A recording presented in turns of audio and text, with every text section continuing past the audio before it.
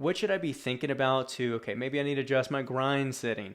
Maybe I need to brew it a different way. Maybe I need to, adjust even the ratio.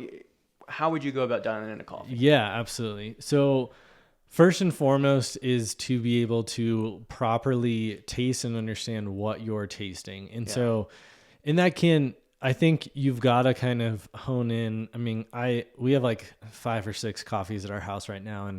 And I even struggle with this because I'm like, man, that sounds great this morning. And that sounds great tomorrow morning. And it becomes tough to like differentiate. Yeah. Because the best way to do it is to like, okay, Monday I brew this coffee and it tastes a little bitter. Mm-hmm. Like, okay, is that because my ratio is too high and I'm brewing too much coffee for not enough water?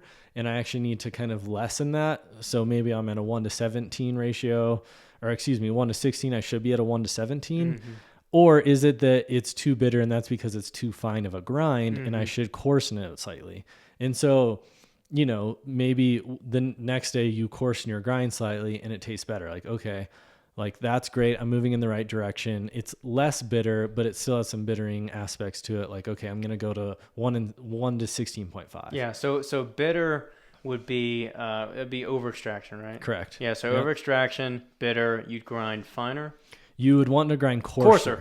Yeah. Sorry. Yeah. Because in the best way that I can, because it's less surface area. Yeah. And the easiest way for me to explain it is like, think about pouring water through sand or pouring water through rocks. Yeah. And so if you're pouring water through like big rocks, it's going to pour quickly. You're not going to extract as much because there's less time that water's in contact with your coffee. And conversely, that's a good analogy. Yeah.